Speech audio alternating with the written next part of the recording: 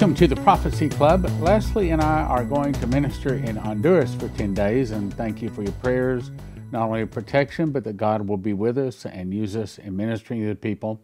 So our absence is going to be your blessing. So over 20 years, we made 130 guest speakers in to make speaking tours for them. And they made 330 DVDs, most of which are available at watchprophecyclub.com. So what we're going to do today is play about 30 minutes of one of those DVDs and what we think are probably the top 10 or 11 DVDs that we've made. And so you're going to get a real treat. These are really good. And you can go and watch all of them at watchprophecyclub.com. And I think if you'll go and check there, here, let me just explain. So Prophecy Club started in 1993. 130 guest speakers, 330 recordings. You're going to watch them all at watchprophecyclub.com. We sponsored them on speaking tours, anywhere from 10 to, at one time we were having 40 meetings a month. No, I did run all of them. And at one time we had 3 different tours going with 3 different speakers. So we were, at one time we had about 5,000 people typically every month attending our meetings. And in those days, this was before there were other large prophecy ministries. I think at the time we were the number 2 prophecy ministry in America, second only in those days to Jack Van Impe. What we've done is chosen 11, me and the staff, chosen 11 of what we think are the best recordings over the last 20 years. So we're going to be playing 30 minutes out of each one of those recordings. Most of them are 2.5-hour recordings. Some of them are doubles, which would be 5 hours. Normally, we offered them for $30 per DVD. And yes, if you want to go to prophecyclub.com, you can still get the DVD. And we are offering all 11 of these recordings on DVD for a gift of $100. You can get that at prophecyclub.com. Now let's talk about Watch Prophecy Club. So all of these are put up so you can watch them. And by the way, we now have an app so you can watch them easily. You can go to Prophecy Club and you can watch the Prophecy Club, or you can go to Watch Prophecy Club. You can go and watch all of these DVDs, or you can download our app. And the way the app works is you can be watching a DVD, and then if you get a phone call, it pauses it. When it's done, it starts playing again. So let's back up and talk about Watch Prophecy Club.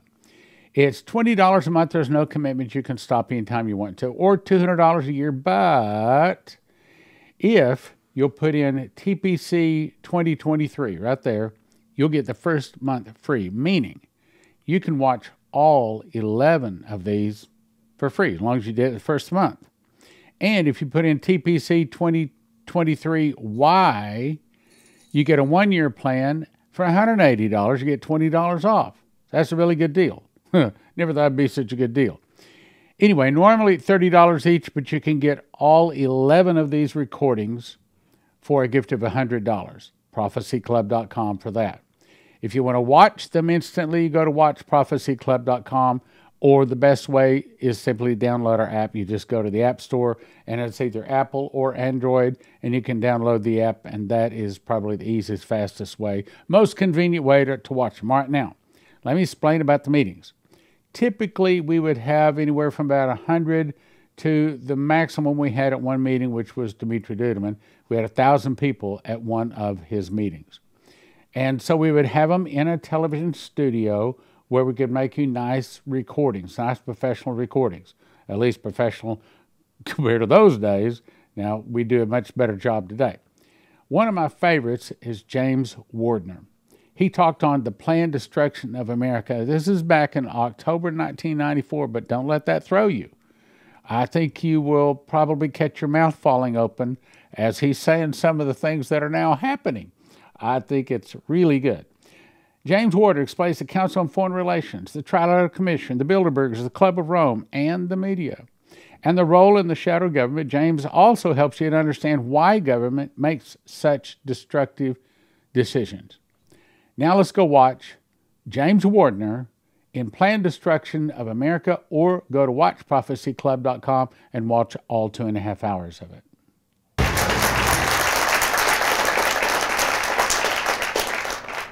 Thank you, ladies and gentlemen. It's a pleasure to be here tonight. I want to thank Stan Johnson of the Prophecy Club and his wife Leslie for doing such a fine job telling people about our future time and the time that we're living in now. As I was saying earlier to you off the set, I wanted to explain that you can't understand the future if you don't understand the present time. Interestingly enough, though, St. John in his Gospel tells us to repent because the day of the Lord is at hand, and that was 2,000 years ago. So when is the day of the Lord? Well, the day of the Lord is coming. One scripture verse for you before we begin. Tomorrow morning, if you read Proverbs, you'll find this. When just men increase, the people shall rejoice. When the wicked shall bear rule, the people shall mourn. Now, I'll be showing you a number of slides today, overheads, and I want to have you understand that these are proof of what I'm saying.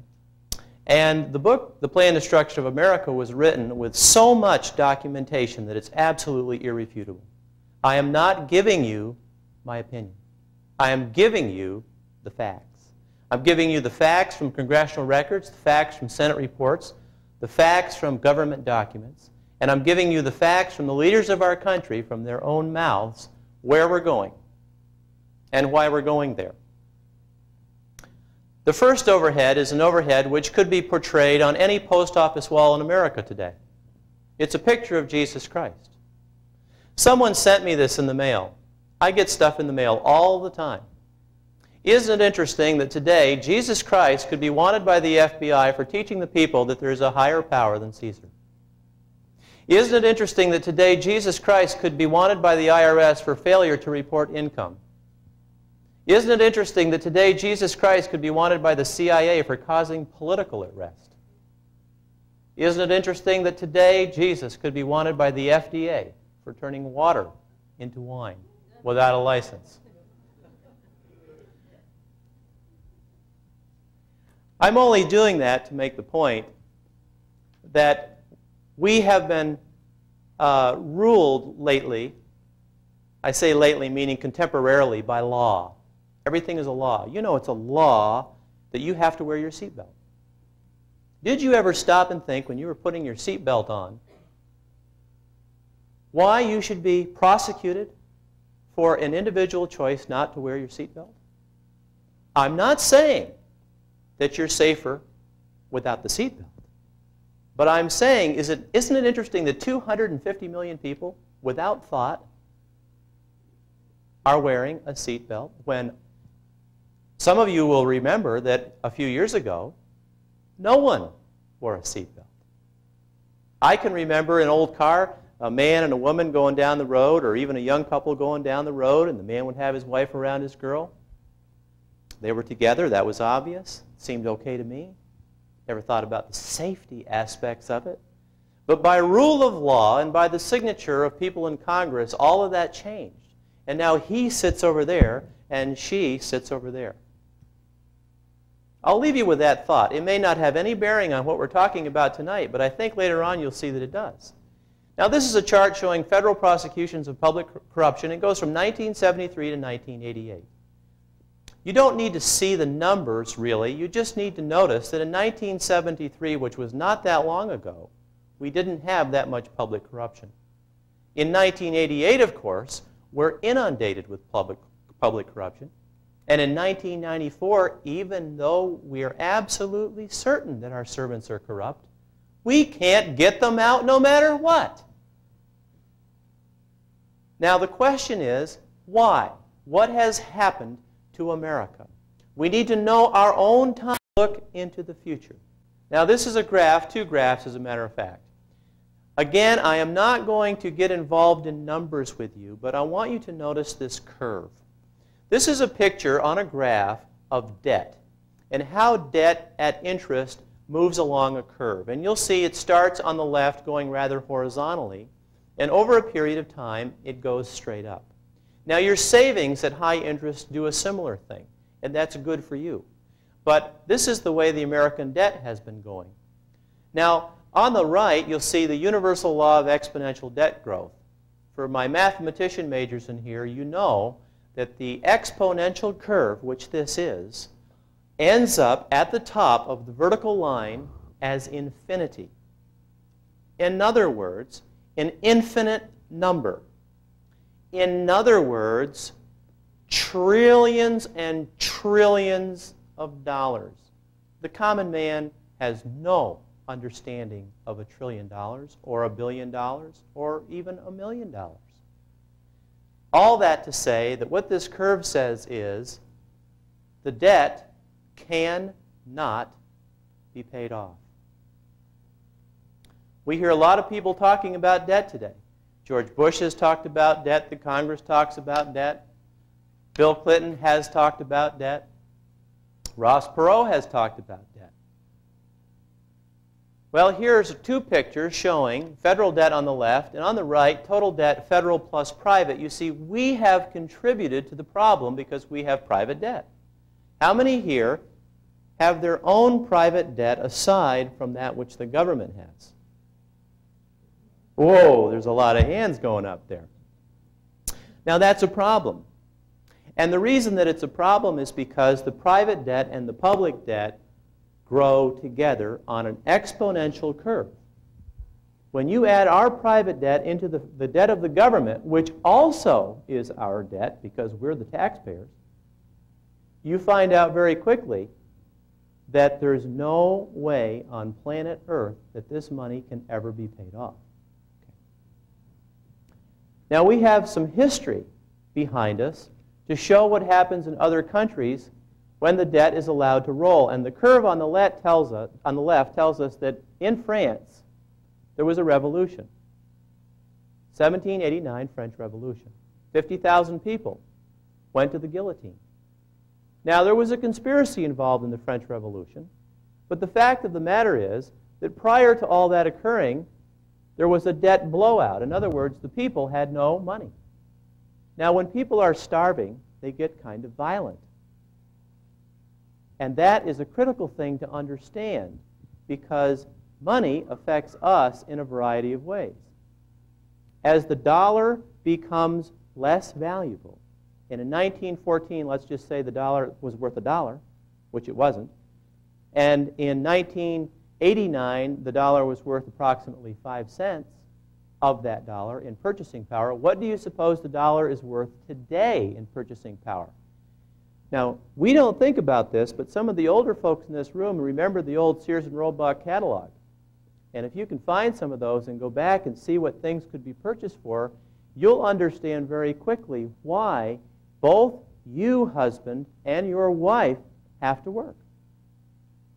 And if both you and your wife have to work, and you have young children in your family, might I add, I believe you're out of the will of God. Because I personally believe that God wants the wife in the home with her young children. Now, I already see head shaking, and that's okay. And later on, I'm going to explain a little bit more about why I've come to understand that that is true. But the point is that with two people in the home working, children, very, very small children, don't get the attention that they deserve. And if you have your kids at daycare all the time, they're getting diseases that are at daycare all the time. If you bring them home out of daycare and they watch TV, they're getting TV all the time. And then if you put them in elementary school, in a public school, they're getting elementary public school education, and they're out of your supervision. And then you bring them and let them watch TV at home, and they're getting TV at home. And then you put them in middle school, and they're getting public school middle education, which we're going to talk about later, and you bring them home, and they're getting TV at home again. It is an absolute sin for Christians to be watching TV the way they are today, at this particular time in history. And later on, you're going to see and understand why. The annual interest on the federal debt accrues as well as the principal. So you have principal exponentially growing, you have interest exponentially growing, you have federal government debt growing, and you have private debt growing. Now let me tell you a deep-kept secret of the Federal Reserve Bank. When they made the principal for the debt, when you buy a car, you pay $5,000 for the car, Actually, it's more like $25,000, isn't it? And you say to the bank, I'll pay you back 9% over 5 years. So you have to pay back the money plus the interest. The Federal Reserve Bank, when they made the principle that they loaned to the government, they never made the interest.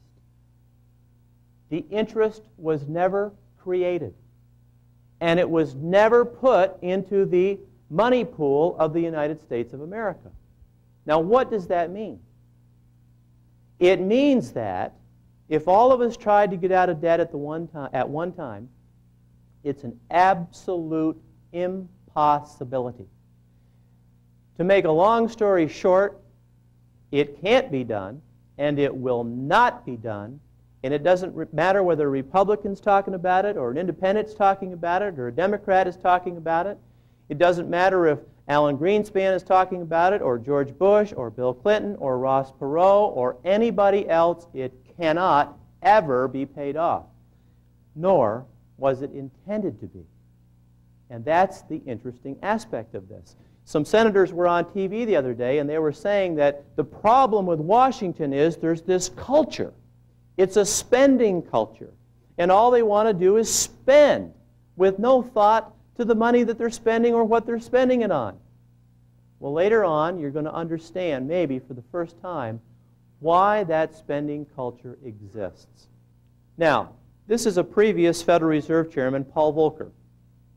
And Paul Volcker one time said, quote, "One of my old friends from abroad once told me, I think he meant it as an ironic compliment, that he thought of my career as a long saga of trying to make the decline of the United States in the world respectable and orderly." Now, isn't it interesting that the chairman of the Federal Reserve Bank is all about making the decline of the United States respectable and orderly?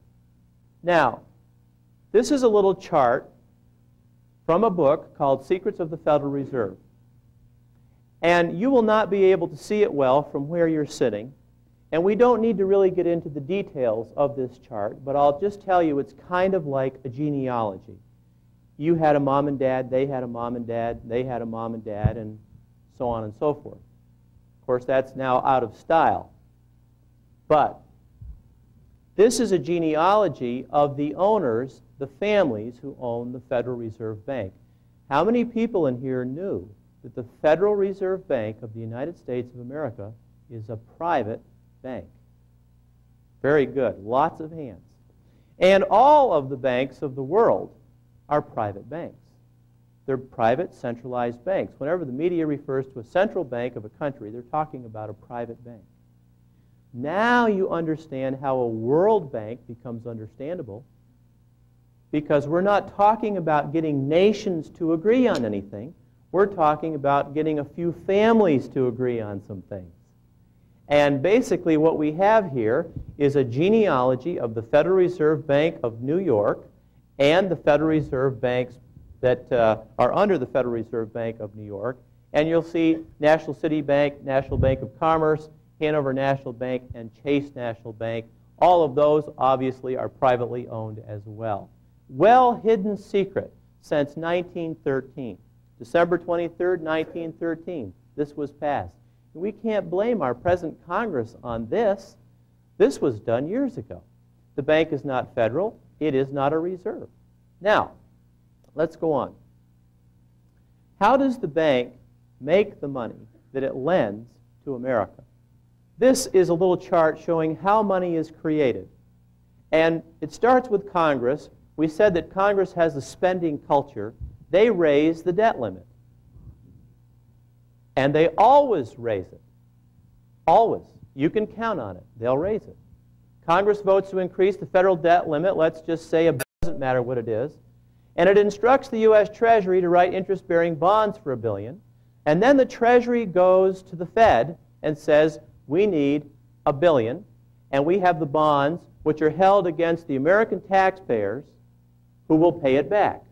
You can trust us. We're the government. But the American people are going to pay it back. Well, where does the Fed get the money that it loans the Treasury and which is now trillions of dollars, which we are all going to pay back.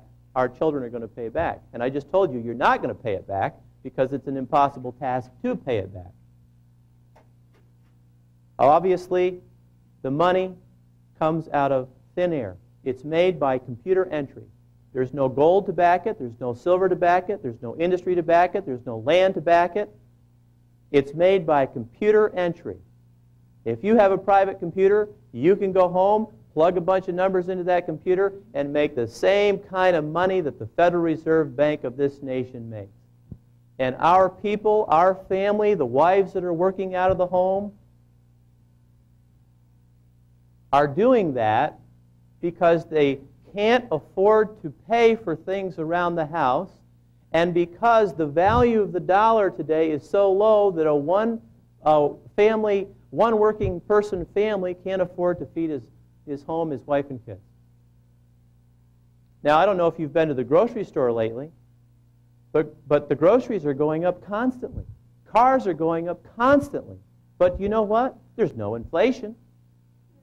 There's no inflation. They keep telling us there's no inflation. But if you monitored goods for about 6 months in this country, the goods that you often buy, you'll find that true interest rate, true inflation is approximately 15 to 20%. You don't think the government would lie to you, though, do you? Now, I have someone gave me this. This is a letter from Dean Whitter, and Executive Vice President, Chief Investment Officer said, politicians do not cause recessions. Rather, recessions are usually the unavoidable residue of a free enterprise, capitalistic, market-driven system.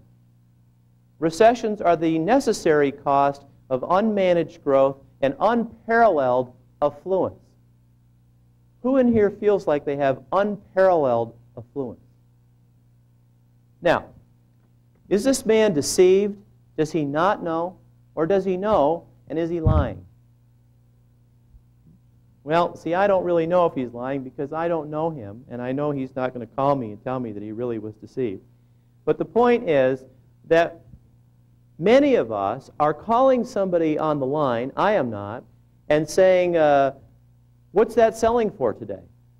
I'll buy a few shares of this, or I'll buy a few shares of that. Never knowing that the whole entire market is manipulated by the private Federal Reserve Bank by virtue of the fact that they know whether interest rates are going to go up or down before anything even happens on Wall Street. They are able to manipulate the entire market. Now, this, just pull that down a little bit if you would so you can see the top better. This is a very, very interesting picture, and it's very important that you understand what's going on here. So I'll try to take some time and explain it. But there's a small box at the top left, and then another box under that, and then a whole series of boxes under that. The top box says, David Rockefeller, Chairman of the Board, Chase Manhattan. Under that, the little box says, Chase Manhattan Corporation, Officer and Director, Interlock.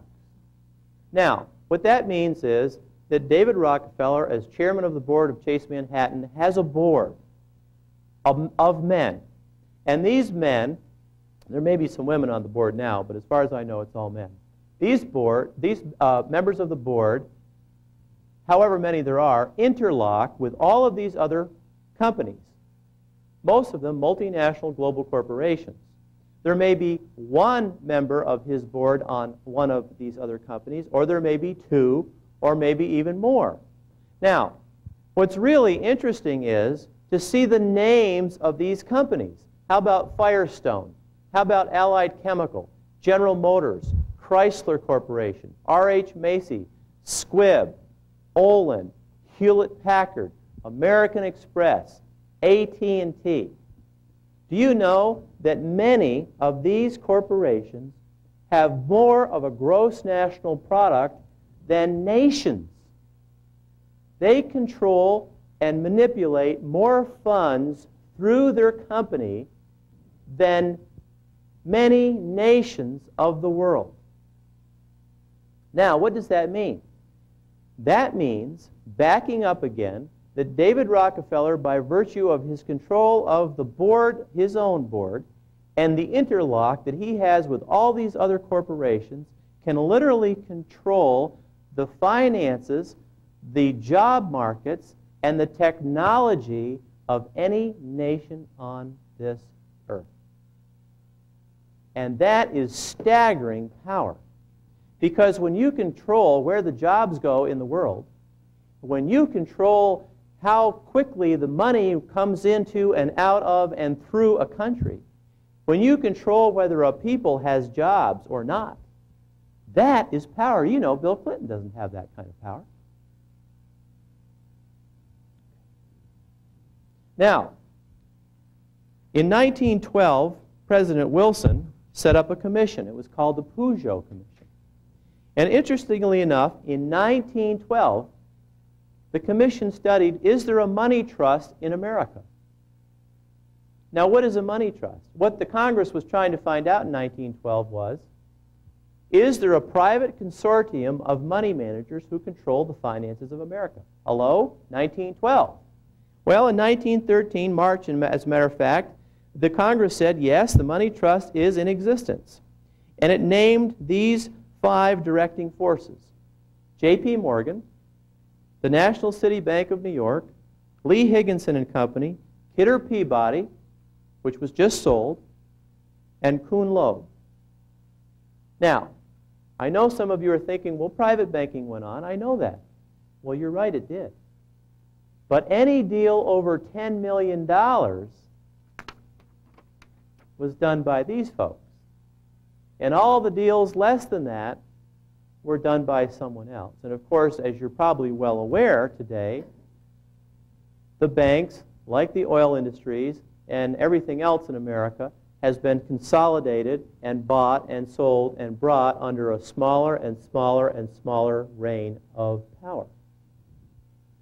Now, this is a picture which simply shows that you can't blame the Democrats if you're a conservative Republican, because Ronald Reagan and George Bush spent not only with the best of them, but beyond just about all of them.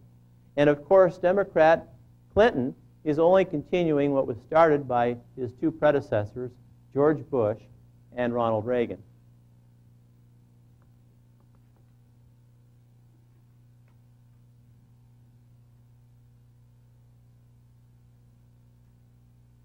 Now, you all aren't the first to know about this. At the time NAFTA was being sold to the American people, pictures like this could have been taken all over the country. Now, this picture is not going to show up in your media, and I'm going to tell you later why. But the fact is that these people were standing outside the Federal Reserve Bank of Chicago, and they had signs saying, "Stop NAFTA's secret accords, stop Federal Reserve treason," and so forth. NAFTA was done in complete secrecy. We don't even know who put the bill together. But we do know it was done secretly. And any time you hear fast-track legislation, what you need to know is those bills are going through in secret, because you're not to know what's going on. This man obviously knew that the Federal Reserve was a treasonous organization. He obviously knew that NAFTA was a bad deal for America. I'm sure everyone walking down the street by him was looking at him saying, "Look at that nut." But the fact is, the man is probably a very wise man, and he's not a nut at all. He just happens to know what's going on. And after tonight, you will also. Now, we were told that Mexico thought this was going to be a good deal for them. Guess what? You didn't see this picture in our American newspapers. Why? Well, because it showed a little different side of the deal, and the side of the deal that it showed was these are all tractors, all lined up, one after another, by Mexican farmers who had driven into the major metropolitan areas of Mexico. Why?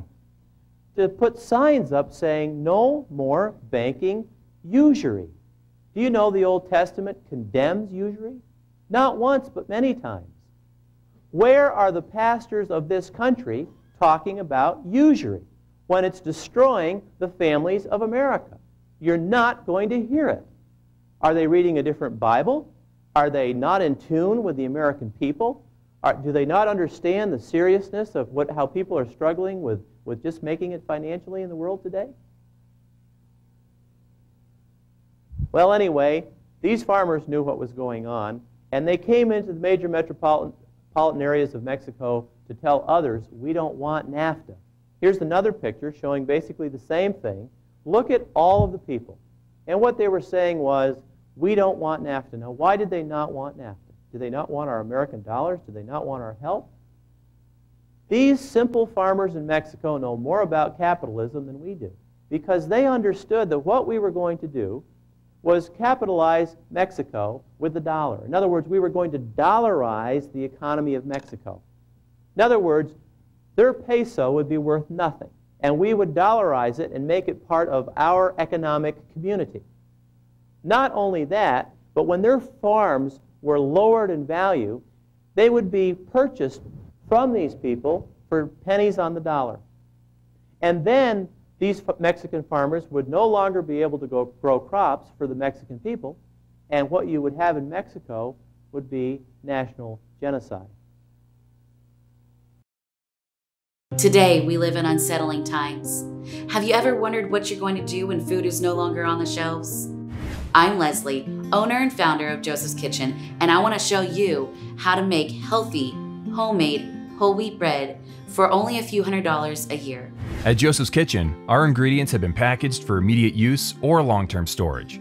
Go to josephskitchen.com or call the number on your screen to order today. Don't get caught unprepared. Go to josephskitchen.com now.